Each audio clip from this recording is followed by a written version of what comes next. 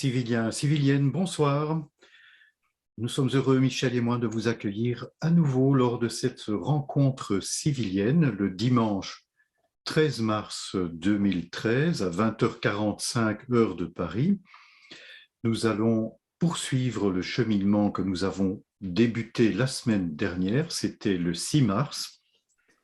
Vous vous souvenez que, en effet, nous allons aborder successivement plusieurs thèmes lors de ces 5 rencontres civiliennes qui portent chacune sur le travail, plus précisément sur la thématique générale du travail qui n'est pas une marchandise.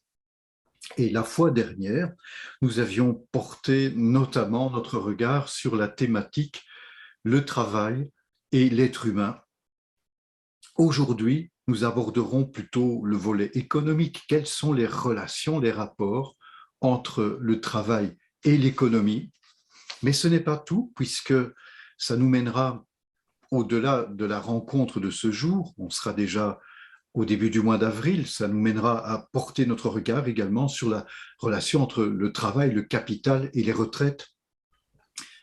Évidemment, il s'agit à chaque fois de sujets de grande actualité, dans un certain sens, que nous tenterons d'aborder sous un angle qui est tout à fait inhabituel, non pas parce que nous souhaitons être originaux pour être original, mais parce qu'il nous semble important de creuser très en profondeur quelles sont la nature, quelles sont les natures des différents processus constitutifs de la vie sociale.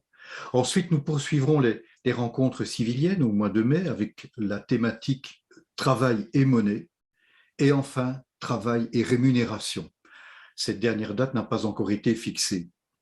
Alors, je te propose peut-être, Michel, que nous fassions un bref retour, juste un rappel de quelques éléments qui ont été abordés lors de la rencontre civilienne numéro 15, celle qui portait sur le travail et l'être humain, qui nous permettait justement déjà de donner un éclairage particulier et un éclairage important, je crois, dans le cadre de ces différentes rencontres, hein, puisque le thème général, c'est le travail n'est pas une marchandise. Précisément, ce que nous avons tenté de faire, c'était de séparer travail et rémunération. Certes, dans la vie quotidienne, il y a un lien entre les deux, mais il nous semblait vraiment essentiel de constater à quel point le travail est en soi fondé en lui-même. Il a son sens qui lui est spécifique, qui lui est propre. Et donc, bien sûr, on ne va pas refaire la rencontre numéro 15. Nous vous invitons à la visionner. Elle est maintenant, elle a été montée, elle est sur le site internet des Civiliens. Et d'autre part, fonder également la rémunération sur elle-même. Ce sont, comme tu l'as montré, Michel, la fois dernière, deux éléments à distinguer et qui nécessitent chacun de mettre en œuvre une pensée et des dispositions qui leur sont spécifiques. Et c'est ce qui nous a mené aussi à la conception d'un droit au travail, ou plutôt nous sommes revenus sur ce qu'on entend comme concept du droit au travail, qui n'est pas à confondre avec le droit du travail, c'est encore autre chose. Et tu avais montré, Michel, qu'un droit, quel qu'il soit d'ailleurs, pas seulement le droit au travail, mais que le droit va nécessairement de pair avec des devoirs. Il n'est pas possible qu'existent des droits s'il n'existe pas par ailleurs des devoirs. Donc le droit au travail va de pair avec le devoir du travail.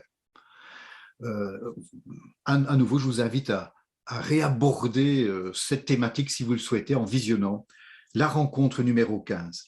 Et enfin, la fois dernière également, on a mis l'accent sur le développement des facultés et de la créativité, qui est un besoin fondamental de l'être humain, que peut notamment combler le travail. Le travail comme répondant à ce besoin fondamental de l'être humain qui consiste à déployer sa créativité. Donc voici, en quelques mots peut-être fort succinct, hein, une façon de nous souvenir du background, de l'arrière-plan sur lequel nous nous appuyons pour poursuivre notre investigation de ce jour. Si tu souhaites, Michel, mais ce n'est pas nécessaire, c'est à toi de voir, de compléter un peu cet aperçu que je viens de donner rapidement, ou bien alors nous abordons déjà plus directement la question de l'économie et de son rapport avec le travail. Je crois qu'on peut y aller directement, comme tu le proposais, en nous posant la question à quel moment quelque chose entre dans l'économie, à quel moment on peut dire qu'il fait partie de l'économie, et en général, ce dont on parle quand une activité devient une activité économique, ce dont on parle, on parle de la valeur, et on parle de valeur économique.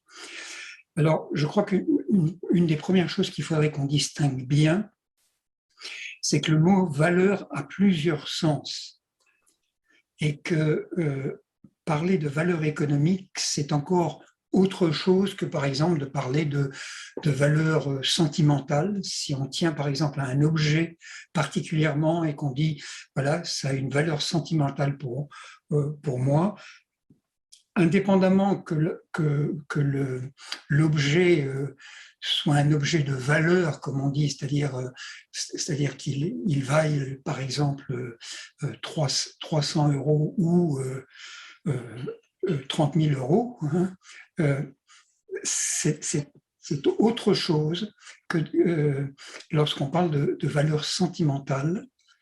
Et ça n'est pas encore non plus une valeur d'argent. On a donc différents sens. On parle de valeur sociale aussi, on parle de valeur artistique d'une œuvre, par exemple, hein, et on parle de valeur économique. Hein. La valeur économique n'est pas encore, comme je disais à l'instant, n'est pas encore de l'argent. Comme on va le voir sur le schéma, il y a une différence à faire entre la valeur, le prix et la monnaie. Alors, on parle aussi de la valeur travail. Hein, c'est une expression qui est souvent utilisée par dans le monde syndical, par exemple, et par des économistes. Hein. On va essayer d'y voir un peu clair dans tout ça, sinon on n'a pas une idée précise de ce qu'est l'économie. Et si je peux le dire comme ça, je crois que c'est un des grands problèmes qui se trouve actuellement dans l'économie, c'est qu'on a une vision de l'économie qui ne part pas de l'observation des faits, des phénomènes. Et de ce fait-là, on a une vision de l'économie qui ne correspond pas réellement à ce qui se passe dans l'économie réelle. Donc on va regarder ce schéma.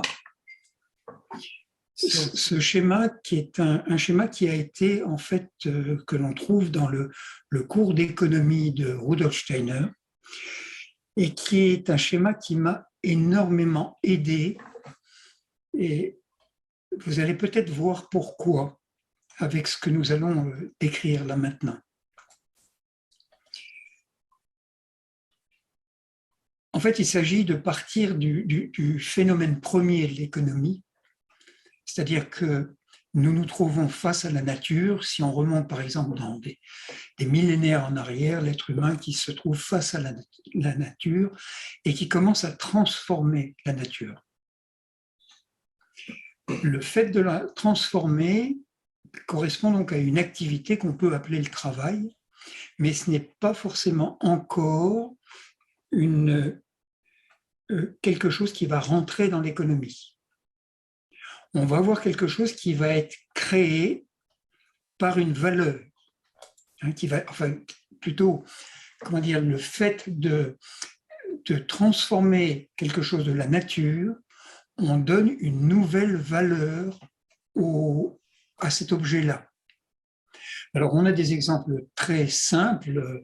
Par exemple, si vous cueillez des myrtilles, vous êtes à la montagne, vous avez des myrtilles sauvages, vous les cueillez.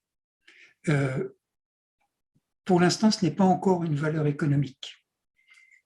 Si vous vous mettez au bord d'un chemin et que vous essayez de les vendre aux randonneurs qui passent, à ce moment-là, vous allez faire entrer ces myrtilles dans l'économie. Donc la valeur qui a été créée à ce moment-là résulte simplement du fait que vous avez cueilli ces myrtilles et que vous les présentez, par exemple, dans une petite barquette à des randonneurs. Si par contre vous descendez de la montagne et puis que vous allez sur un marché, vous avez cueilli beaucoup de myrtilles et vous allez sur un marché pour les vendre, vous allez ajouter une nouvelle valeur à cet objet. Du simple fait que vous n'êtes pas contenté de les proposer au bord de la route, mais que vous les avez transportés plus loin, ce transport crée ajoute une valeur à ces myrtilles. On peut dire que du point de vue économique, ces myrtilles ne sont plus les mêmes. Alors qu'elles le sont toujours physiquement. Physiquement, ce sont les mêmes. Bon, elles sont peut-être... elles ont un tout petit peu vieilli, si on veut, mais physiquement, ce sont les mêmes. Donc, l'activité que l'on déploie va créer une nouvelle valeur ou ajouter une valeur à celle existante. Supposons qu'au lieu d'aller amener au marché vos myrtilles, vous les transformiez pour en faire des confitures.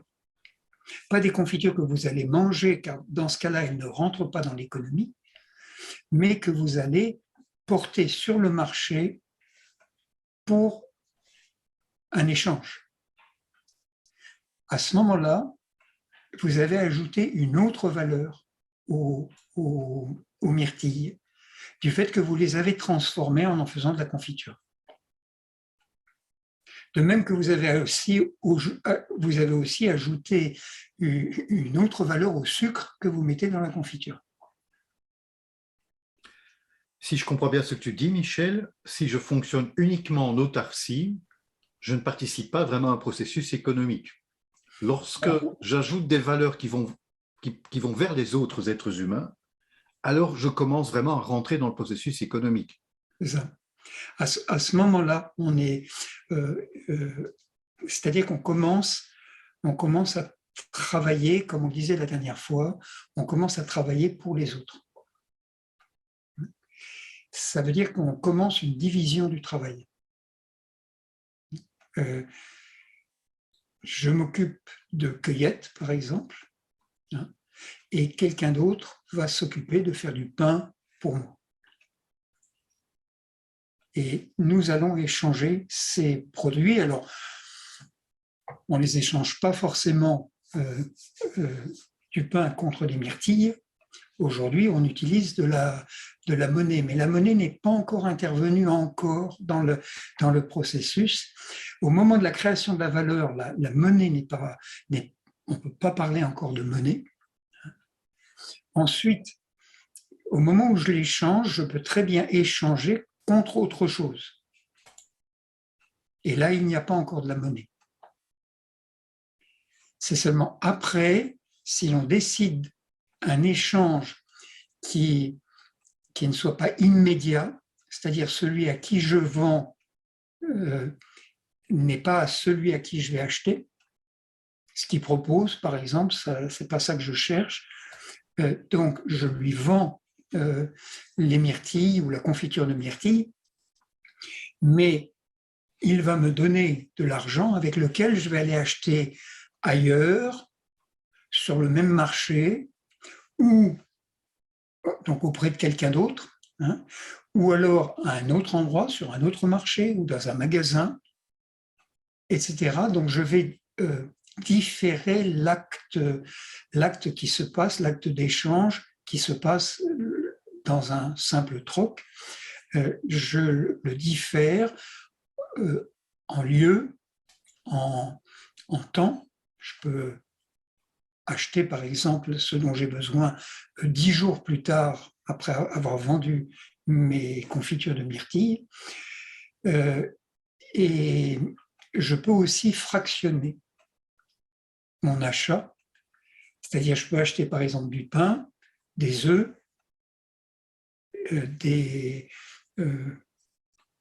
du papier, etc. Enfin, différents objets. Tous.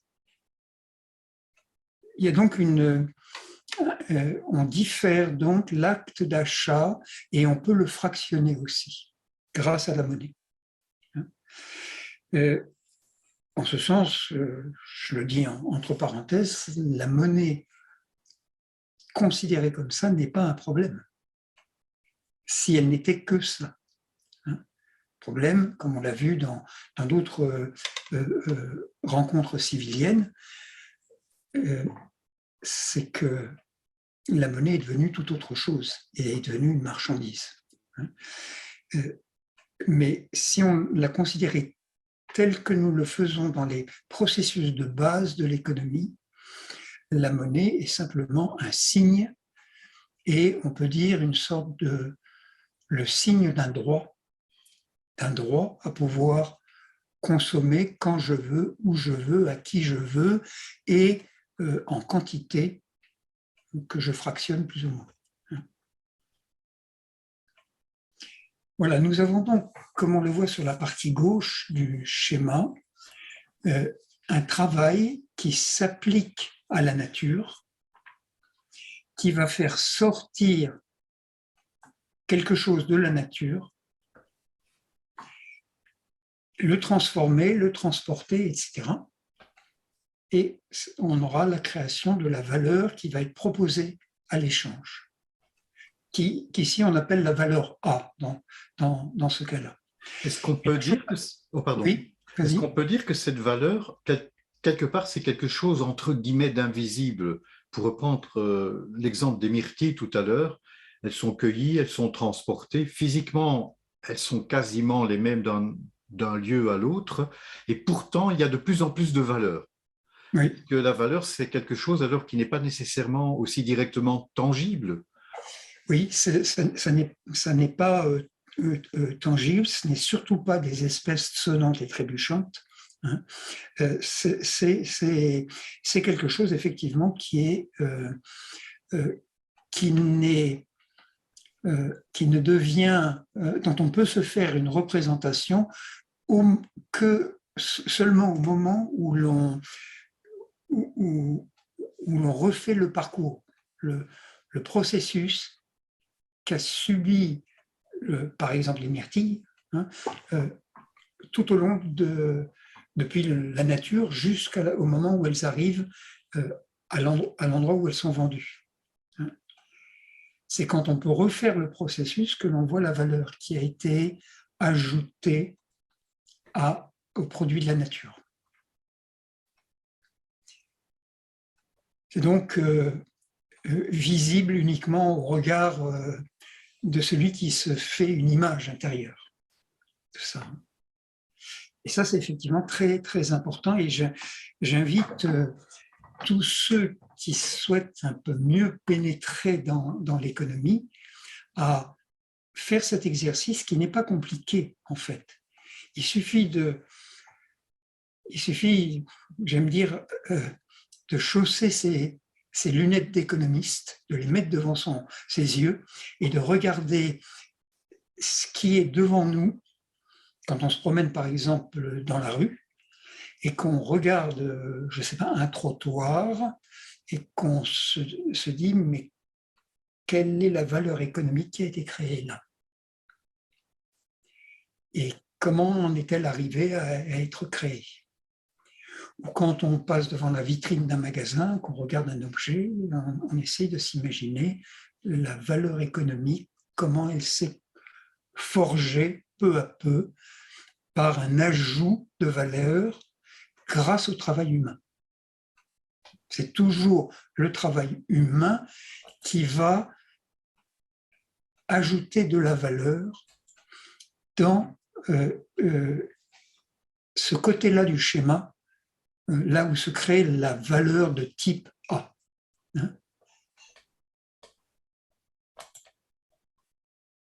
On peut peut-être regarder maintenant l'autre côté du schéma, la partie droite du schéma, où l'on voit le travail lui-même qui va être modifié par l'être humain.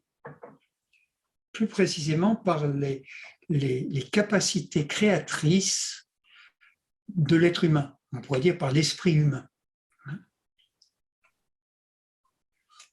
On a des exemples tout autour de nous, et là on peut aussi chausser nos lunettes d'économiste et regarder de quelle façon le travail a été modifié par la créativité humaine. Pensez par exemple aux outils agricoles. Pensez à la faux. À une époque très très ancienne, mais vraiment très très ancienne, plusieurs millénaires avant notre ère, eh bien, on a retrouvé des sortes d'embryons, de fossiles, si on veut, faites avec du sable fondu, des silex qui ont été taillés et dont on a fondu le quartz, donc ce qui correspond au sable, au bord. Avec ça, on a pu couper, par exemple, du blé, des épis de blé. Pensez à la faux traditionnelle. Regardez tout ce qu'il a fallu comme créativité pour arriver à faire des faux qui coupent. Et pensez ensuite aux moissonneuses, qui non seulement coupent les épis de blé, mais en plus séparent le grain de blé de la tige, etc.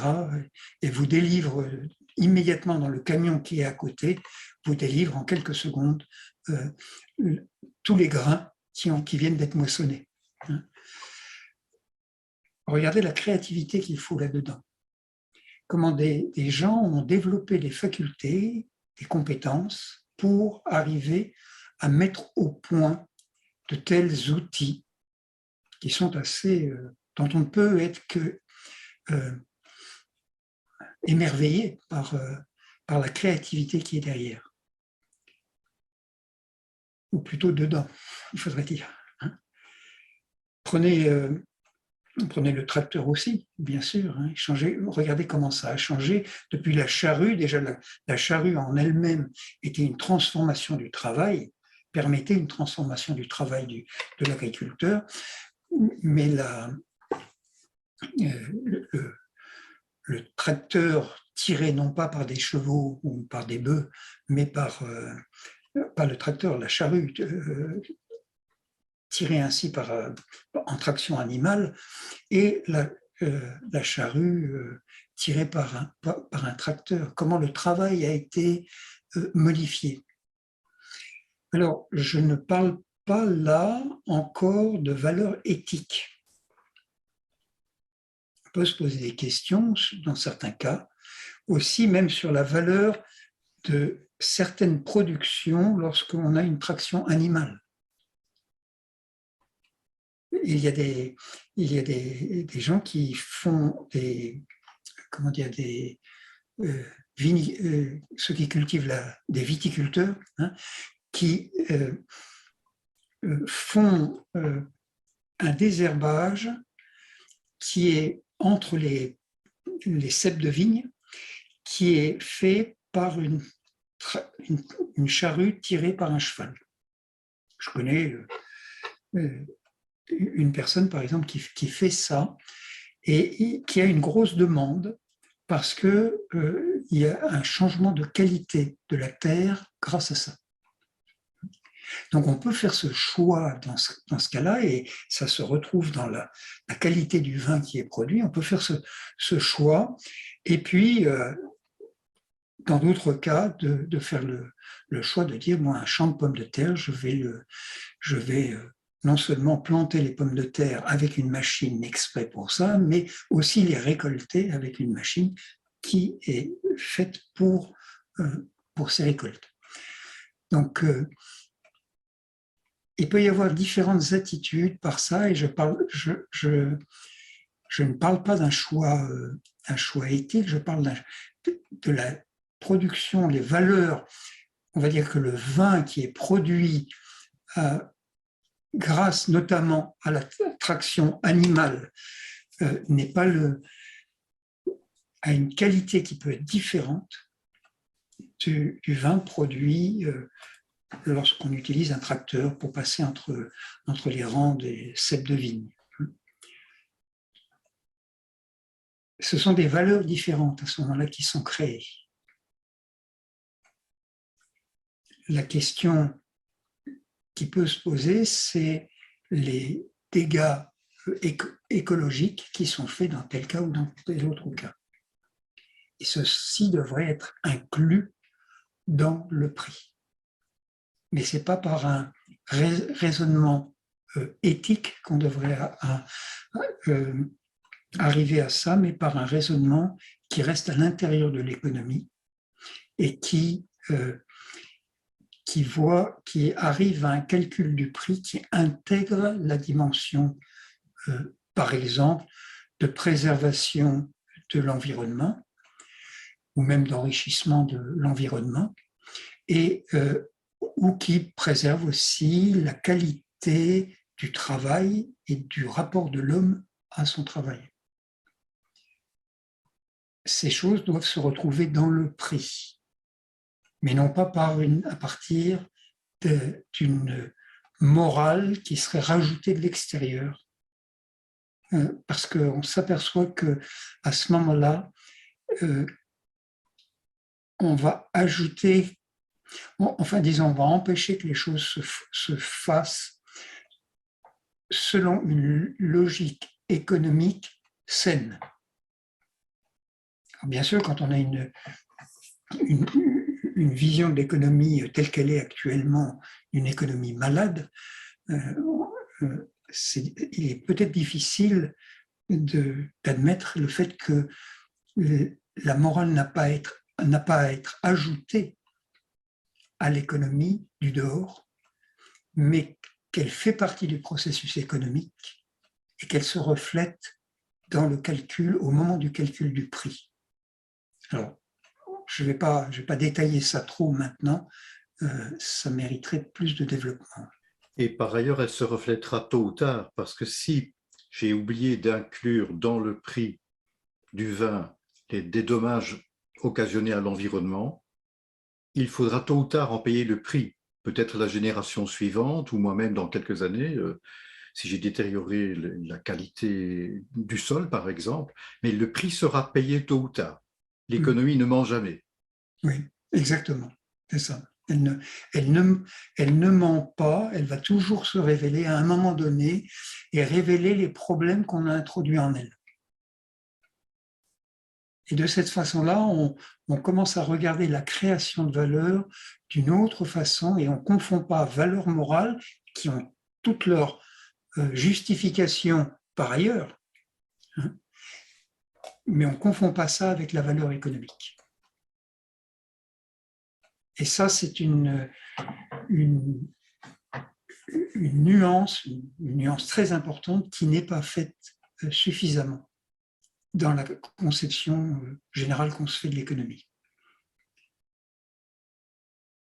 Alors, Nous voyons donc à droite, si on revient au schéma, la créativité qui s'applique au travail et qui va en permanence modifier la façon dont nous produisons. Alors, il faut voir ce schéma d'une façon très, très dynamique. Prenons l'exemple de la tronçonneuse, par exemple. Tout le monde sait comment était fait l'abattage d'un arbre à l'époque où on avait des haches et des scies. On voit le temps qu'il fallait pour abattre un arbre et le travail énorme que ça demandait. Aujourd'hui, le même abattage de l'arbre avec une tronçonneuse va demander un quart d'heure peut-être.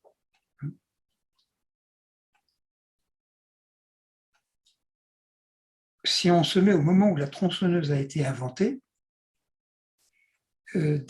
certains bûcherons coupaient des arbres encore à la façon traditionnelle, et puis quelqu'un venait d'acquérir une tronçonneuse. On a à ce moment-là deux types, une valeur A1 et une valeur A2, qui sont des arbres coupés.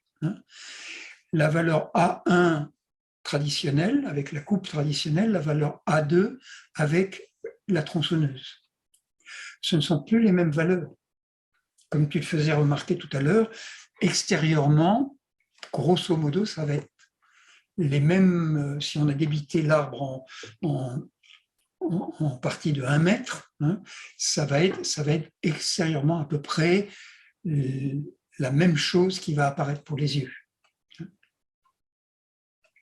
Mais la valeur économique A1 et la valeur économique A2 est créée différemment parce que le travail n'est plus le même. Donc la transformation du travail, je veux dire l'outil qui a été créé dans la partie droite du schéma par la créativité, celui qui a imaginé la tronçonneuse, on voit dans la partie droite du schéma une transformation considérable du travail. Mais ensuite, cette valeur A va être intégrée, cette valeur B, je veux dire, va être intégrée dans le processus de création à gauche. Et peu à peu, tous les bûcherons vont s'équiper de tronçonneuses. Les outils traditionnels vont être mis de côté et on n'aura plus que la création de valeur A dans lequel sera intégré l'outil créé à droite comme valeur B. Il va passer en valeur A et transformer totalement le métier du bûcheron. Vous avez quantité de métiers qui ont été transformés comme ça par l'inclusion de valeur B dans la partie gauche du schéma, c'est-à-dire la production de valeur A. Pensez aussi par exemple à l'imprimerie, comment l'imprimerie a été fondamentalement transformée à partir du moment où on a pu faire de l'offset par exemple, et qu'on a mis de côté les caractères en plomb qui permettaient d'imprimer un livre.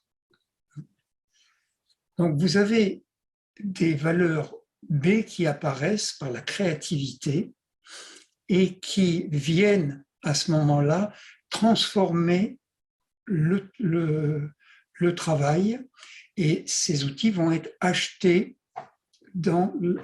par ceux qui sont producteurs dans la valeur A. Mais vous avez aussi un autre type de valeur A qui peut être, de valeur B qui peut être créée, donc dans la partie droite du schéma.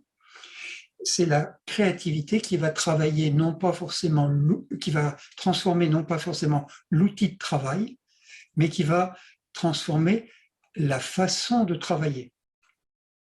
Pensez à toute l'organisation du travail comment elle peut être faite. Par exemple, dans l'automobile, on a pensé un temps que le travail à la chaîne était la meilleure façon de produire.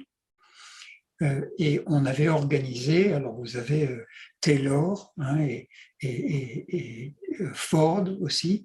Hein, donc Ford reprenant les méthodes de Taylor pour produire la fameuse Ford T, où on a vu le travail à la chaîne généralisé à ce moment-là. Et ça semblait être la meilleure façon de produire. Donc Taylor avait agi au niveau de la partie droite du schéma de l'économie.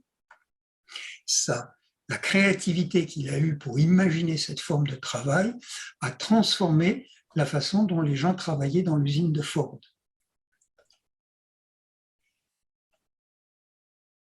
Les Japonais, beaucoup plus tard, hein, à peu près dans les années... donc Ford, c'était dans les années 20, les Japonais, dans les années 70, 80, hein, ont transformé la production des automobiles en ne faisant plus du travail produit à la chaîne, mais des ateliers de travail. Et un atelier s'occupait d'une certaine partie du montage de l'auto, un autre atelier s'occupait d'une autre partie, mais il y avait un travail qui était fait en équipe, avec la possibilité d'être polyvalent et de changer de poste de travail, contrairement à l'ouvrier à la chaîne qui, pendant des années, faisait le même geste.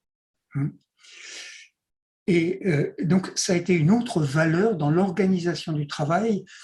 Et il y en a encore beaucoup d'exemples qu'on pourrait prendre dans la façon dont les usines japonaises ont transformé ainsi le travail.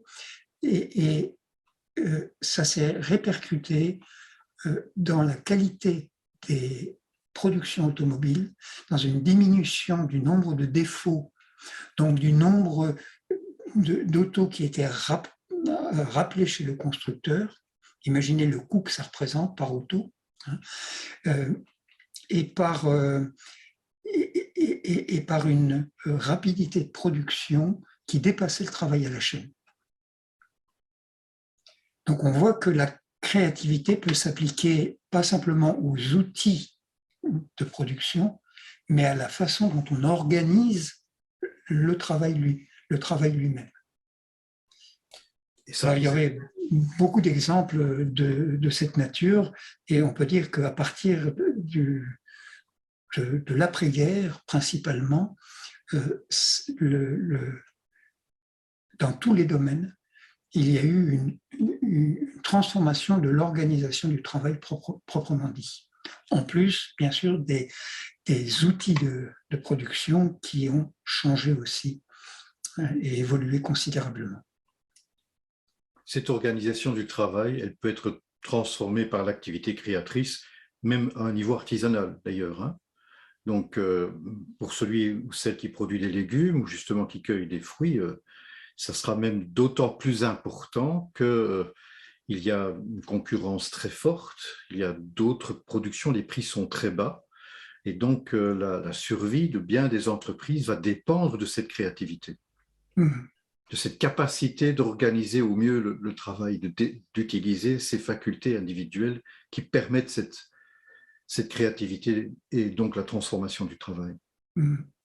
Oui, avec le fait que, par exemple, on peut avoir des personnes qui décident de continuer une production artisanale alors qu'elle peut être industrialisée, mais qui vont ajouter une valeur et qui se reconnaîtra dans la qualité de la production. Si on pense à des confitures artisanales, par exemple, fabriquées de cette façon, eh bien, des personnes vont préférer acheter ces confitures-là, mais ça se reflètera dans le prix qui sera différent de la confiture qui est produite en grande série, on va dire. Voilà, donc tout ceci trouve sa place plus ou moins dans l'économie et je connais aussi encore des imprimeurs qui impriment des livres de poèmes, par exemple, de façon traditionnelle et non pas en offset. Il y a des valeurs produites avec des outils de travail différents peuvent coexister dans l'économie. Tant qu'il y a des gens qui s'intéressent à ce moment-là aux différentes formes de création de valeur. Alors, je voudrais encore ajouter une chose. La créativité peut s'appliquer aussi dans des métiers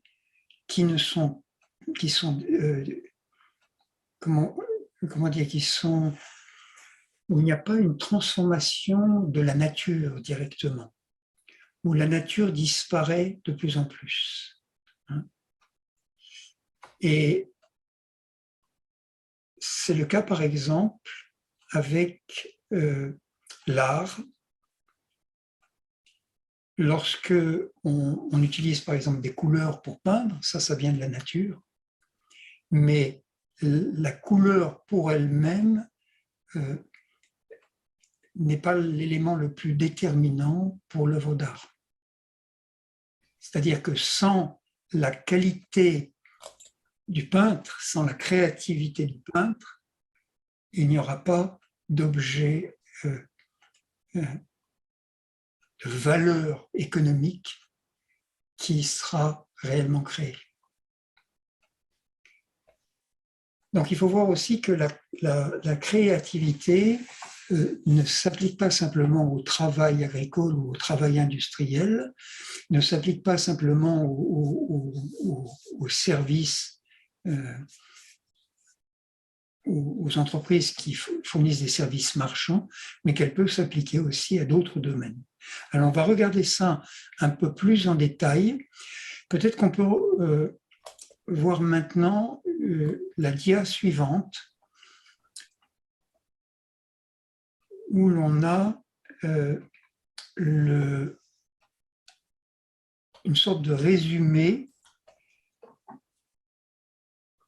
de ce que nous avons vu, qui est présenté par rapport aux trois secteurs de l'économie, le secteur, ce qu'on appelle traditionnellement le secteur primaire, qui a affaire avec l'extraction de ce qui vient de la nature, ce qui vient par exemple du sous-sol, l'extraction minière, ou avec la culture de ce qui est sur le sol, et avec l'élevage. Donc, on va voir ça un petit peu plus en détail après, mais retenons que là, on entre dans ce travail direct de transformation de la nature, on a ce qu'on appelle le secteur primaire. Dès qu'il s'agit de transformer maintenant les produits qui viennent de la nature, on a le secteur secondaire avec tout ce qui concerne l'artisanat et l'industrie. Et puis on a le secteur tertiaire avec les services, et les services, comme on va le voir juste après, les services marchands et les services non marchands.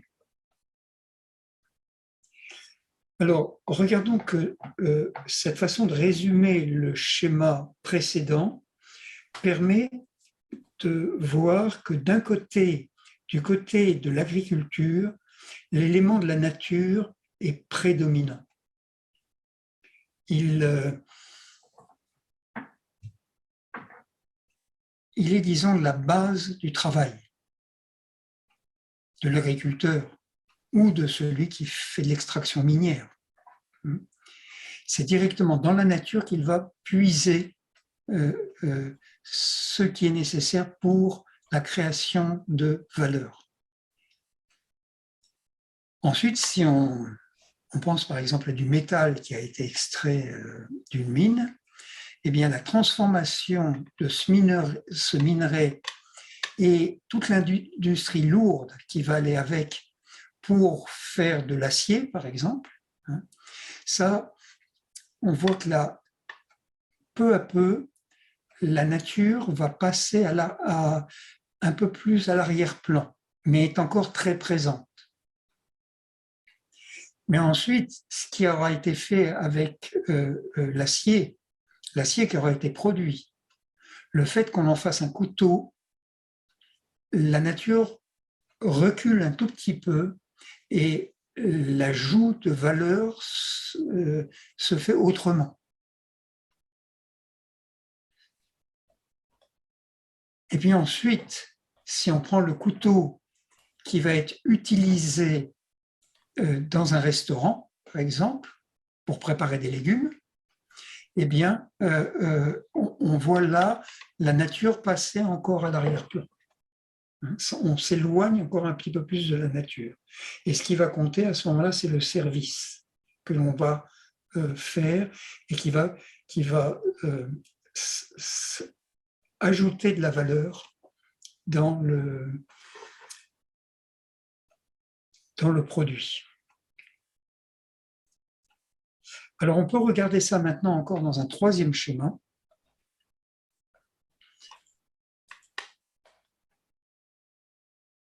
Qui, lui, va montrer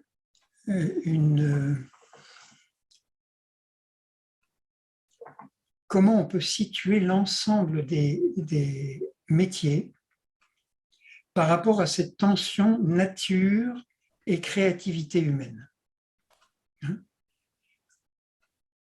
À gauche, la nature, à droite, la créativité humaine. Alors, j'ai mis quelques métiers à titre d'exemple, bien sûr, il y en a beaucoup plus. Vous avez l'apiculture, la pisciculture, l'élevage de poissons, la sylviculture, l'agriculture et tout ce qui vient du sous-sol. Voilà, tout ce qui concerne le secteur primaire, où l'on voit comment les produits viennent directement de la nature. Et puis vous avez une frontière au moment où on utilise la matière et qu'on la transforme. L'exemple des myrtilles qui deviennent confiture de myrtilles. Là, vous avez tout l'artisanat. Il y a énormément de métiers de l'artisanat qui vont faire avec l'alimentation ou la fabrication de meubles, la couture, etc., etc. Ensuite, mais là vous êtes juste à la frontière, au passage du secteur primaire au secteur secondaire, avec l'artisanat. Ensuite, vous avez l'industrie alimentaire,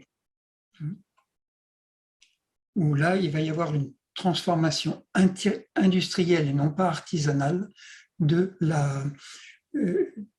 produits de la nature. Vous avez la métallurgie, avec la métallurgie lourde aussi, puis sur la base de ce que fournit l'industrie lourde, vous avez la métallurgie qui transforme les produits de l'industrie lourde. Vous avez l'automobile qui va utiliser ce que lui fournit la métallurgie, l'outillage, de même, etc., les fabrications de machines textiles pour production du textile et l'industrie du textile lui-même. Alors on peut suivre, avec nos lunettes d'économiste, on peut suivre ces phénomènes peu à peu et on entre à ce moment-là dans l'observation du monde d'une façon extrêmement vivante. Et quand vous arrivez au mobilier, et même que vous allez jusqu'à l'électronique, alors vous voyez la matière qui existe bien sûr toujours. Il faut par exemple beaucoup de silice pour pouvoir fabriquer certains composants électroniques. Mais l'essentiel à ce moment-là devient la valeur ajoutée par les ingénieurs capables de miniaturiser d'une façon absolument ahurissante les composants électroniques. Pensez à toute la créativité qui est nécessaire pour pouvoir faire une telle chose et qui font que, par exemple, on peut se parler actuellement au travers de Zoom, hein, parce qu'on a des ordinateurs qui sont capables de traiter des opérations à très vive allure.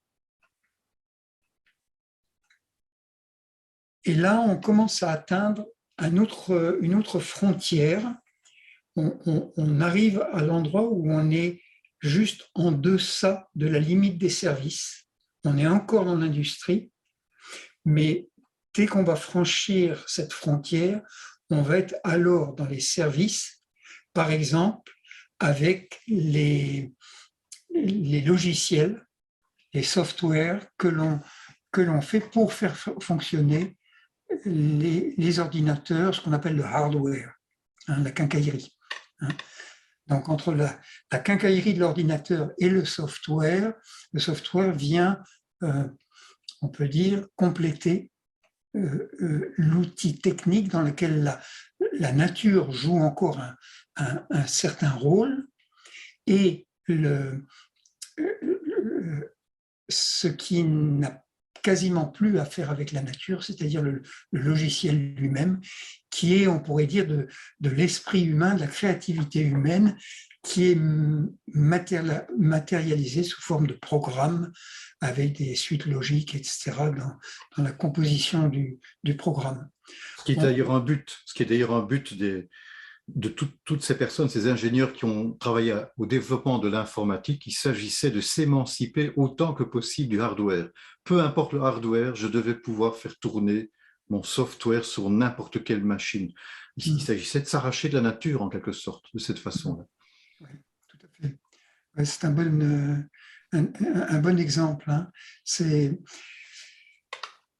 On voit là comment se fait cette, entre guillemets, émancipation de la nature, parce que la nature est toujours présente. Hein. Il y a aussi l'électricité, l'énergie qu'il faut pour pouvoir faire fonctionner les ordinateurs. La nature est toujours présente. On ne doit pas l'oublier. Mais c'est la proportion entre nature et ajout de valeur par la créativité humaine, c'est cette proportion-là qui se modifie et qui permet de voir un peu ce spectre, on peut l'appeler comme ça, hein, comme il y a un spectre de couleurs, hein, du bleu très foncé jusqu'au rouge le plus foncé, voilà, hein, et on a un spectre des métiers qui parcourent ce que l'on appelle traditionnellement les secteurs de l'économie, et je pourrais dire c'est une façon vivante de regarder ces secteurs, non pas comme un schéma rigide, mais comme une façon mobile de regarder l'économie. Alors vous voyez, par exemple, les transports, hein, c'est un service. Pensez à toute l'industrie automobile qui a créé les camions, et maintenant le service des transports qui est encore autre chose. Et toute la logistique en elle-même, c'est de la créativité humaine appliquée au domaine des transports, et le camion lui-même est un outil qui passe à l'arrière-plan, parce que vous pouvez avoir les meilleurs camions. Si la logistique est mal organisée, ben votre entreprise ne fonctionnera tout simplement pas. Avec l'hôtellerie, c'est la même chose, le commerce aussi, hein. La qualité du service, de l'organisation de la boutique, hein, ou du supermarché, hein, l'organisation, on va dire, géographique, hein, du supermarché, par exemple, mais la qualité des vendeurs, alors surtout ça joue dans un supermarché, mais ça joue encore plus dans un petit commerce traditionnel, hein, la qualité du rapport avec les clients, c'est une valeur que l'on ajoute dans la façon de s'adresser au client et de chercher à répondre à sa demande. Dans la publicité, vous voyez aussi une valeur ajoutée immatérielle qui va s'incarner dans la matière, comme des panneaux d'affichage ou bien dans un appareil qui va être conçu avec un design particulier, etc. Tout ce qui est publicité et marketing, c'est d'abord et avant tout une valeur immatérielle qui ensuite s'incarne dans des formes matérielles. Mais je voudrais juste prendre un exemple pour montrer l'importance de la créativité dans ce domaine-là. Vous aviez des téléphones mobiles qui déjà en eux-mêmes étaient des appareils dans lesquels il y avait une créativité matérialisée très très importante. Mais il y a eu des tentatives de faire des téléphones qui allaient dans le sens de ce qu'on a maintenant avec les smartphones. Et Apple avait sorti un appareil déjà dans les années 90 qui était extrêmement performant, mais qui n'a rencontré qu'un très faible succès commercial. Et puis, vous avez le patron de Apple, le fondateur de Apple, qui à un moment donné a quitté Apple et on l'a rappelé parce qu'on avait vraiment besoin de lui. Il avait quitté pour des raisons de santé. Et puis, il est revenu à la tête de Apple. Steve Jobs, il s'appelle.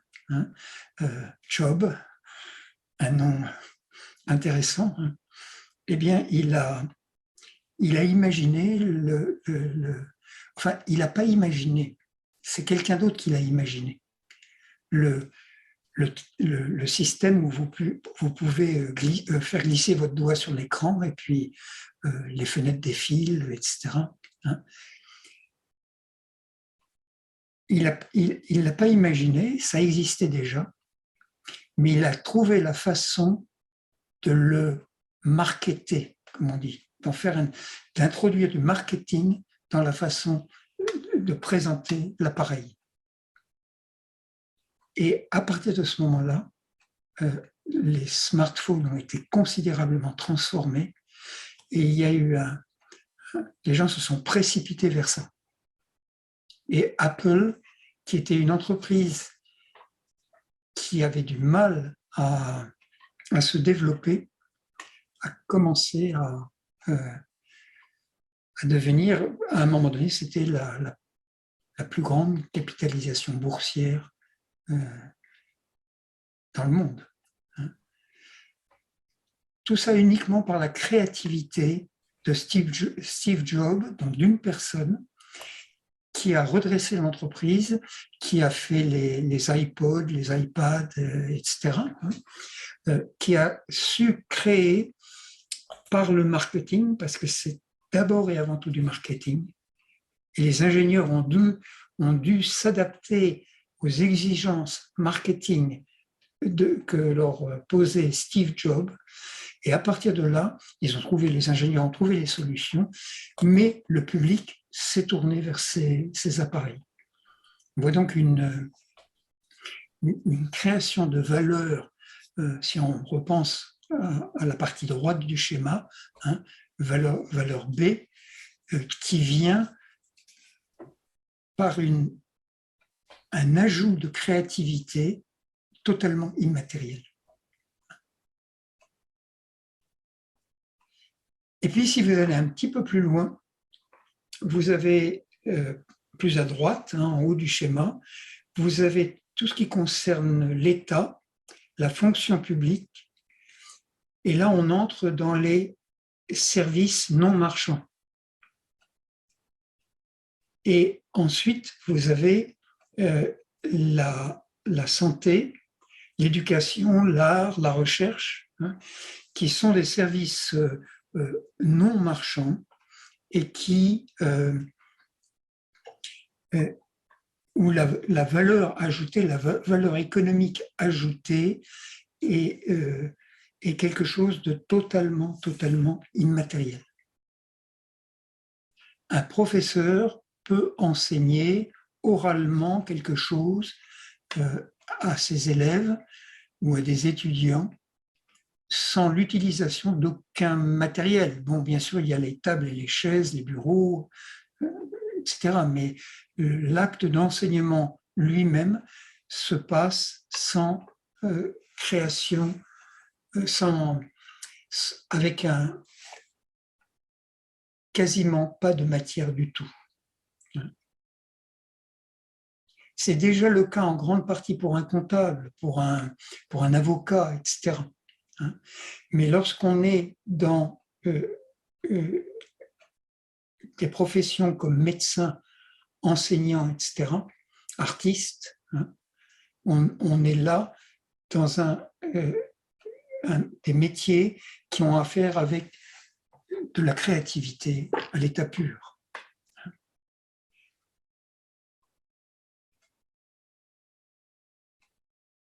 Et alors on peut peut-être regarder maintenant la dia suivante où on va voir cette séparation un peu plus en détail.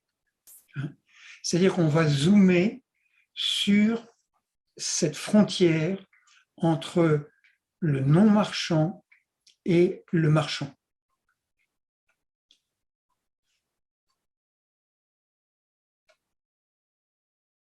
Qu'est-ce qui différencie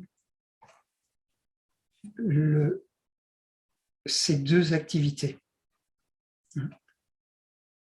Les services, dans les deux cas, il s'agit de services, mais les services marchands, qu'est-ce qui les différencie des services non marchands?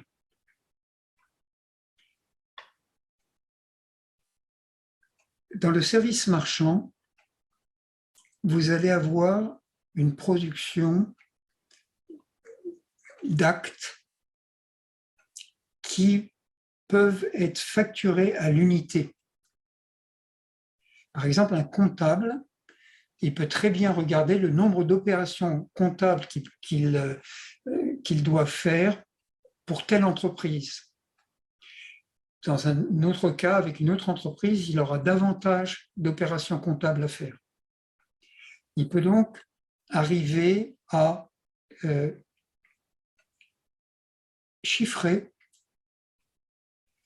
la façon dont il va facturer le service.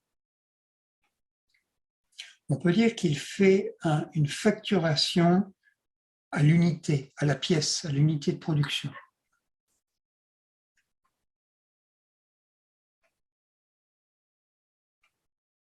Et pour des raisons que j'expliquerai la prochaine fois, il va dégager un surplus, il va dégager un bénéfice de par sa facturation. Alors, je le traite pas maintenant, mais la fois suivante. Donc, ce sont deux caractéristiques du service marchand et de toute l'économie marchande. Donc, la production industrielle du secteur secondaire également, c'est qu'on peut facturer à la pièce et on va dégager un surplus qu'on appelle en général le bénéfice. Lorsque vous êtes avec ce qu'on appelle les services non marchands, ce qui les caractérise, c'est le fait que vous ne pouvez absolument pas former le prix d'une prestation. Parce que vous ne vendez pas la prestation elle-même. Un gendarme, ça peut paraître bizarre, mais le gendarme rend un service important en économie, et ce service-là, il ne peut pas le facturer à la prestation. un employé de mairie non plus ne peut pas facturer sa prestation à la pièce. Il ne vend pas sa prestation. Et si on demande des émoluments il y a des pays comme la Suisse, par exemple, où tout acte que vous demandez dans une mairie est sujet à des émoluments. Mais les émoluments qui sont demandés ne couvrent pas le coût de la prestation. Il est bien en dessous. Il semble important de souligner ici, Michel, que selon l'éclairage que tu apportes ici, donc l'activité du gendarme, de l'employé de mairie, font autant partie de l'économie que la production de vêtements, par exemple. Simplement, on est dans un autre secteur de l'économie, mais ça fait toujours partie de l'économie. Donc là, aussi, en tant que civilien, entre guillemets, il y a un enjeu d'élargir notre regard, de ne pas être trop figé dans nos représentations habituelles. Je voulais juste faire cette remarque. Merci de le mentionner, c'est très important. Hein. C'est le regard que l'on pose sur les différents métiers et comment on peut les regarder à différents niveaux. On peut regarder ça à un niveau politique, par exemple, hein, mais on peut regarder ça à un niveau économique et regarder la prestation économique. Alors, on en avait parlé un petit peu lorsqu'on parlait du capital et de la formation de la répartition des bénéfices, hein, ce qu'on a appelé les 7 facteurs de la production de valeur. Hein. Alors, je ne sais plus si c'était la 5e ou 6e rencontre civilienne. Je n'ai pas une très bonne mémoire pour ça, mais en tous les cas, on a décrit, et on y reviendra, sur les 7 facteurs et montrer comment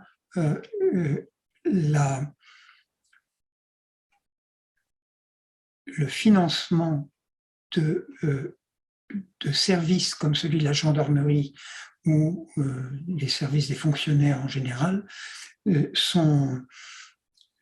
doivent être faits d'une autre façon que par la facturation à l'acte. Mais qu'il s'agit quand même d'une activité économique, car si l'ordre public ne règne pas dans un pays et qu'on est par exemple au Far West, où on peut aller dévaliser les camions qui transportent les marchandises, par exemple, hein, on voit tout de suite les conséquences que ça peut avoir dans l'économie. Donc on ne se rend pas compte, et en France, pensons à Guignol. Guignol est un personnage qui est très présent dans l'imaginaire français, et Guignol tourne en ridicule en permanence le gendarme, et le public applaudit. Hein. Mais, et peut-être moi le premier aussi, mais quand j'étais enfant, mais le gendarme lui-même contribue à la production économique générale du pays, de même que l'armée aussi, hein, en cas d'invasion d'un pays. Hein. C'est des notions qu'il n'est peut-être pas facile de regarder, surtout dans les jours actuels, hein, mais c'est important d'aller dans notre observation de l'économie jusque-là. Alors, le fait qu'il y ait trop de fonctionnaires à un endroit, et peut-être pas assez à un autre endroit, comme par exemple dans la santé, c'est une autre question, hein, qui doit être traitée pour elle-même. Alors, après, si on va un peu plus loin sur la droite, aucune connotation politique, hein, du côté on voit les professions de santé, les médecins, infirmières, aides-soignantes, etc. où on a une prestation économique aussi, de même que les enseignants.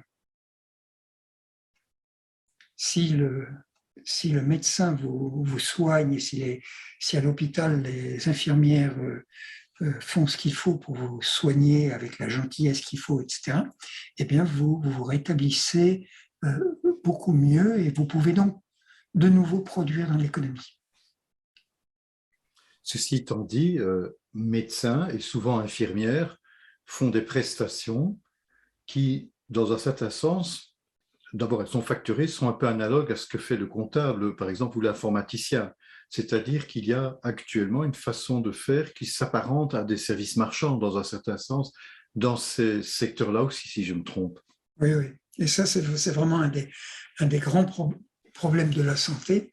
Hein, c'est la marchandisation de la médecine, dont on a vu les conséquences, ça va très très loin, hein, puisqu'on a vu les conséquences pendant toute depuis le début de la crise du Covid, hein, où on a vu le sous-investissement, j'aime pas tellement le terme, dans la médecine, les conséquences que ça avait, et que par exemple, le pays pouvait être bloqué parce qu'il n'y a pas assez de lits d'hôpitaux. Et sinon, on n'aurait pas besoin de bloquer le pays s'il y avait suffisamment de lits d'hôpitaux. Donc là, c'est devenu criant. Et comme tu le rappelais tout à l'heure, l'économie ne ment jamais. Et là, une fois de plus, elle a révélé les problèmes qu'on a introduits en elle pendant la crise du Covid. Et c'est intéressant de regarder sous cet angle-là. Une autre chose aussi qu'on peut voir en rapport avec ce que tu disais, c'est le fait que la facturation à l'acte médical, et ça, c'est le New Public Management, hein, la nouvelle gestion des services publics, qui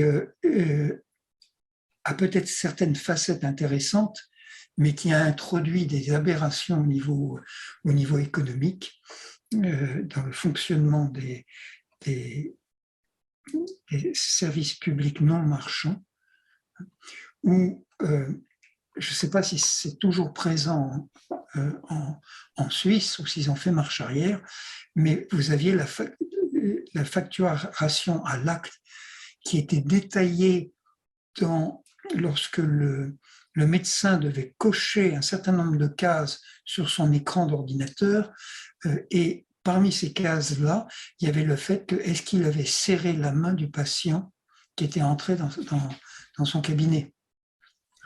Est-ce qu'il avait demandé des nouvelles du patient, etc. Tout ça était décomposé, tout était décomposé, et le médecin devait passer un temps fou, je ne sais pas si c'est encore actuel, mais il devait passer un temps fou à remplir ce genre de fiches pour soi-disant faire baisser les coûts de la santé.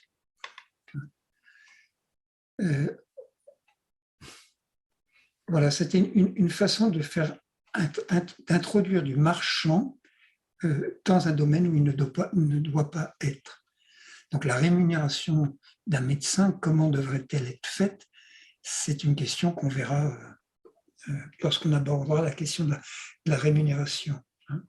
Mais dès l'instant où vous faites des prestations à l'acte, alors le médecin va vouloir multiplier des actes pour pouvoir s'y retrouver. Et le temps qu'il va perdre dans le remplissage de ces formulaires, ce temps-là, il va essayer qui lui coûte de l'argent à ce moment-là, il va essayer de le compenser par la multiplication des actes de médecine ou la réduction à du temps qu'il consacre à chaque patient.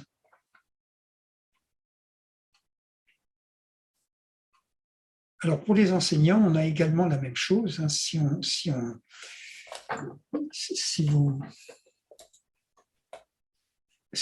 on facturait les prestations des enseignants à l'acte, on commencerait à mettre quelque chose de très pernicieux, hein, dans l'enseignement. Ça veut dire que on commencera, les parents commenceront à dire, oui, mais moi, je paye des impôts pour l'enseignement et tel professeur, il n'a pas fait telle chose, etc. Et on regardera ce qui est sur le cahier des élèves, etc. Et on commencera à réclamer des prestations en disant, moi je paye au travers de mes impôts, ou si on est dans une école dite privée, on dit je paye, donc je veux qu'il y ait les cours de langue faits de telle et telle façon pour ça, ou c'est important, supprimer d'autres cours parce qu'ils sont secondaires, ils ne sont pas obligatoires au baccalauréat, etc. On en arriverait à une pression sur les enseignants qui diminuerait leur créativité de plus en plus. Et cette volonté de faire rentrer l'éducation dans l'économie marchande est extrêmement présente à notre insu, sauf si on est très attentif. Mais il y a une pression qui vient des États-Unis pour privatiser l'enseignement et en faire un objet de rentabilité. Et le fait qu'on ne veuille pas, qu'on ne veuille pas transformer l'éducation, j'espère qu'une fois on fera une rencontre civilienne, une ou plusieurs rencontres civiliennes sur la question de la place de l'éducation dans la société, mais le fait qu'on ne veuille pas faire évoluer la place de cette école et son lien ou son non-lien avec l'État fait que le système à l'américaine de marchandisation de l'école tend à gagner du terrain de plus en plus. Et qu'un jour, comme l'éducation nationale, tout le monde le sait, va s'effondrer dans sa forme actuelle, parce qu'on n'arrivera plus à enseigner, hein, eh bien, et que les enseignants seront épuisés,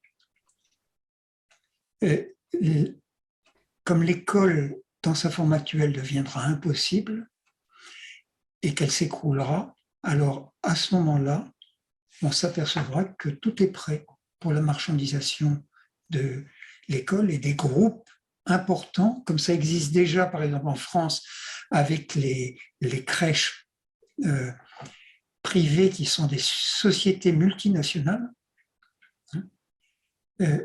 On assistera à une marchandisation de l'éducation. Nous avons connu le cas avec les maisons de repos aussi. Et oui, oui. Les maisons de repos et de retraite. Hein. Et on a une situation en France qui vient d'éclater il n'y a pas longtemps, hein, d'une chose absolument scandaleuse, quoi, hein, où on voit ce que produit la marchandisation d'un service de non marchand, justement.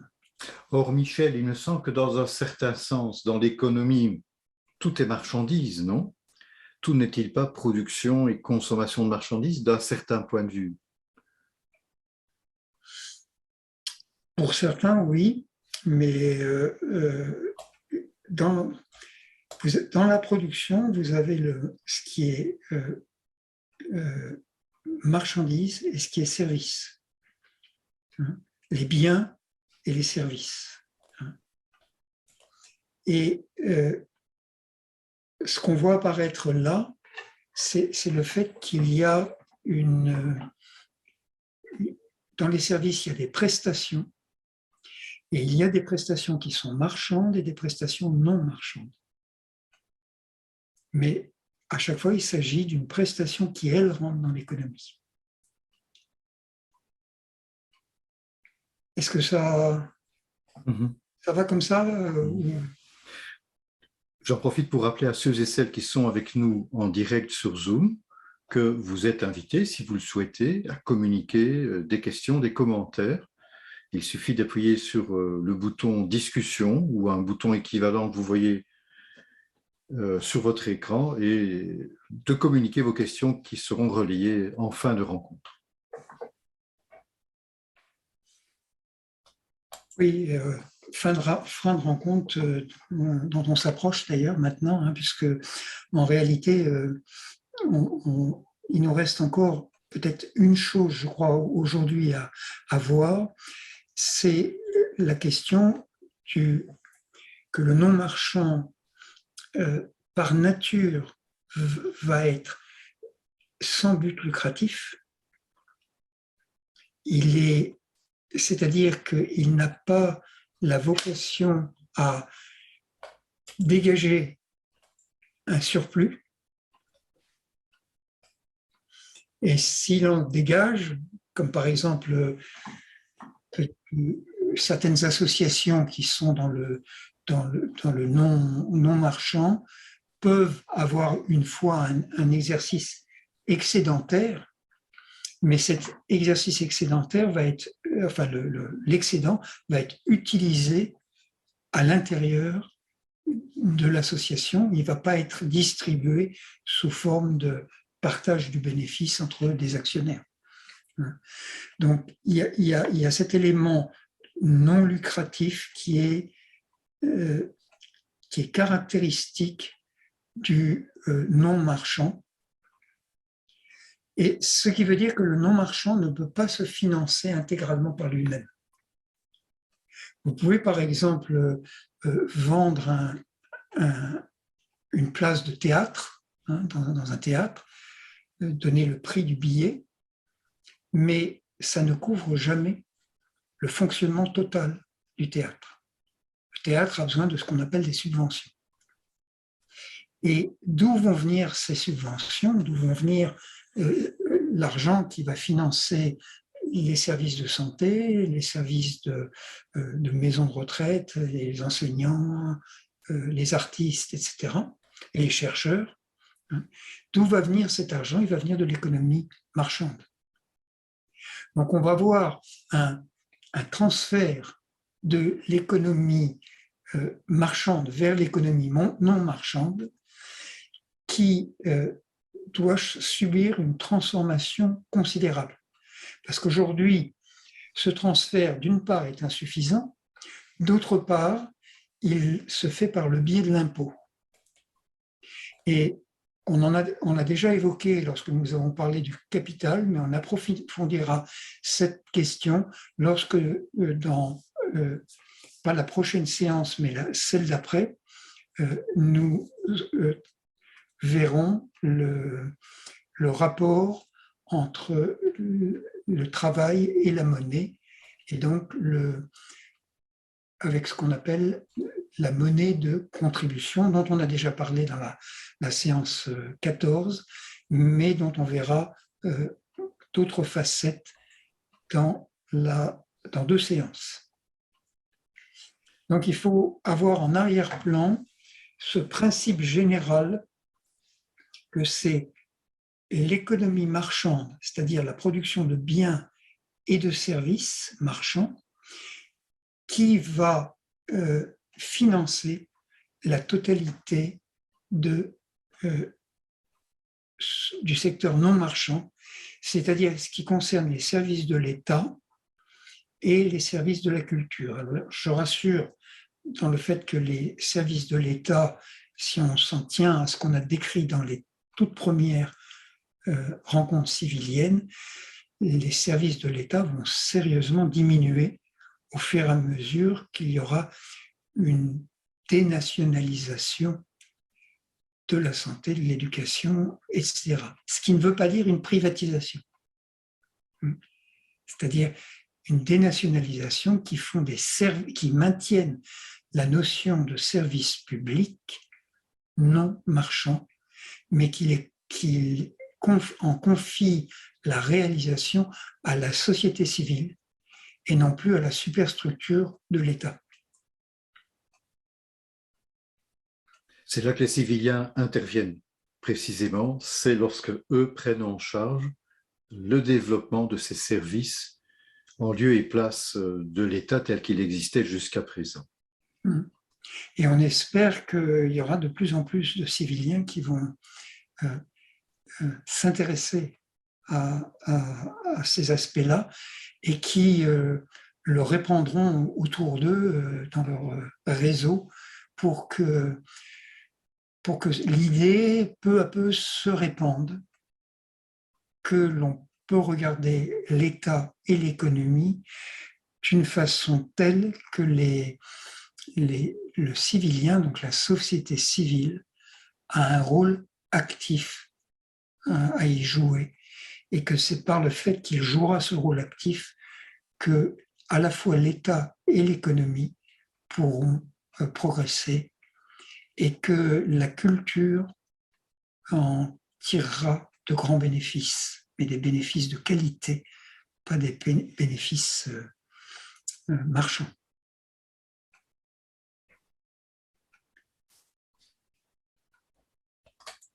Voilà, je crois qu'on peut s'arrêter là. On a fait un peu moins long que les autres fois, et je ne sais pas s'il y a des questions. Alors, je vois peut-être ici une remarque qui a été communiquée en ce qui concerne notamment l'énoncé des services non marchands que tu avais exprimé tout à l'heure, Michel. Il y a d'autres services qui ont été cités, par exemple le service d'urbanisme ou la fourniture d'un permis de conduire ou de tout autre document. Hein. Voilà, c'est une personne donc, qui ajoutait encore à l'éventail des services déjà cités d'autres exemples de services. Hein. Oui, mais ça alors, je trouve que c'est très bien que chacun fasse ça et complète le tableau. Et si quelqu'un veut faire une liste plus exhaustive que ce que j'ai fait, il peut la mettre en commentaire sur notre site. Ce serait intéressant. Alors, cette personne ajoutait en complément que tous ces services qu'elle citait dépendent de la fonction publique et que ces services publics ont eux aussi une action sur l'économie. Lors de précédentes rencontres, il a été question de voir se réduire les pouvoirs exécutifs de l'État. Si l'on considère le service d'urbanisme, est-il une forme de pouvoir exécutif? Et quel serait son intérêt du point de vue économique? Donc, voilà, comme la question était posée en deux segments séparés, je n'ai pas fait tout de suite le lien, mais ça faisait partie d'un ensemble. Hein. Donc, je répète, d'autres services que celui de la gendarmerie, tels que le service d'urbanisme, par exemple, ou la livraison d'un permis de conduire, ou de tout autre document, dépendent de la fonction publique. Ces services publics ont eux aussi une action sur l'économie.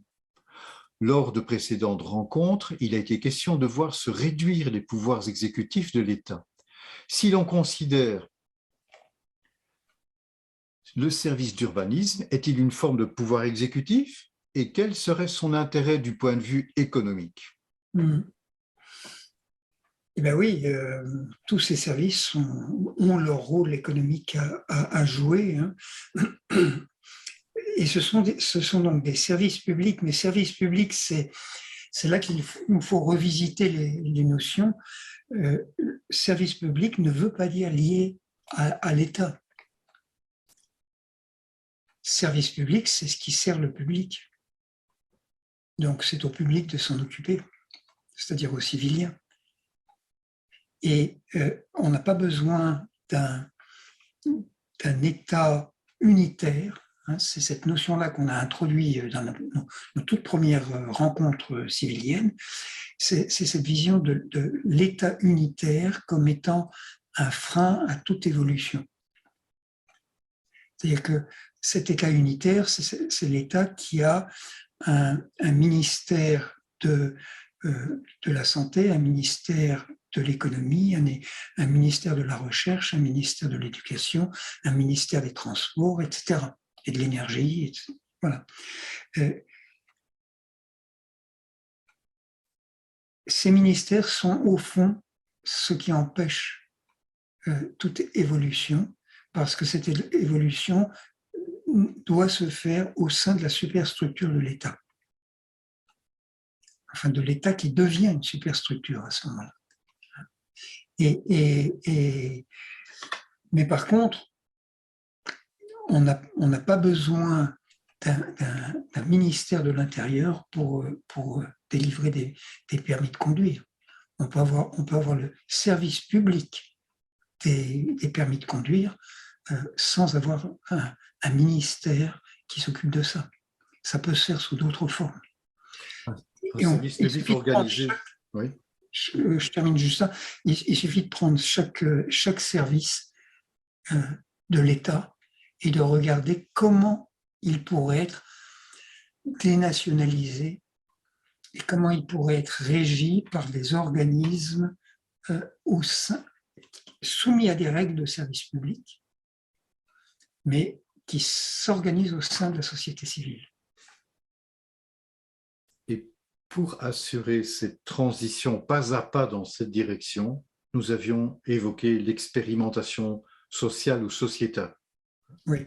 Bon, il ne s'agit pas de faire ça du jour au lendemain, c'est une impossibilité. D'ailleurs, ça pèserait très lourdement sur l'économie si on mettait à mal ou on amenait à la disparition les services existants sous la forme ancienne. Il s'agit d'y aller pas à pas et expérimenter comment la société civile peut commencer à structurer tel ou tel service sous une autre forme que sous la forme régie par l'État. Oui, c'est ce que j'appelle les services publics de la société civile. Et on a une description beaucoup plus détaillée de ça en ce qui concerne l'éducation dans mon livre Démocratie évolutive, où là on voit qu'on peut très bien adopter une méthodologie d'organisation de nouveaux services publics. Il n'y a pas d'autres questions pour ce soir, Michel, posées par le public. Précisément. Ils ne nous rendent pas service, là. Alors, je pense bien que nous nous approchons en fait tout à fait du moment de la fin. Est-ce que par rapport à l'étape suivante qui se profile à l'horizon, c'est le 3 avril prochain, 20h45, c'est un dimanche à nouveau, sauf erreur de ma part, oui, ça doit être le cas. Nous porterons notre regard sur le travail, le capital et les retraites, un point de vue différent, mais néanmoins qui sera articulé avec ce qui vient d'être dit aujourd'hui.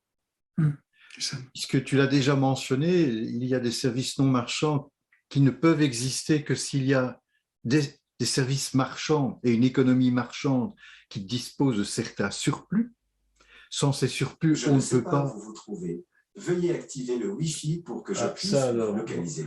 Ça, c'est ce qui arrive lorsque les ordinateurs se mettent à fonctionner automatiquement. Donc, grâce à l'économie marchande, des surplus sont produits, lesquels permettent, par exemple, d'assurer des revenus à l'instituteur au sein d'une économie non marchande. Et donc, nous verrons que nous pouvons prolonger aussi la réflexion et l'approfondir dans le regard que l'on peut porter sur la situation des personnes retraitées, par exemple, et les retraites. Oui, ce sera un bon moyen de revisiter la totalité de ce qu'on appelle les charges sociales et qui financent une bonne part des services publics. L'autre part étant les impôts et les taxes. Donc, on regardera comment, avec l'exemple des retraites, comment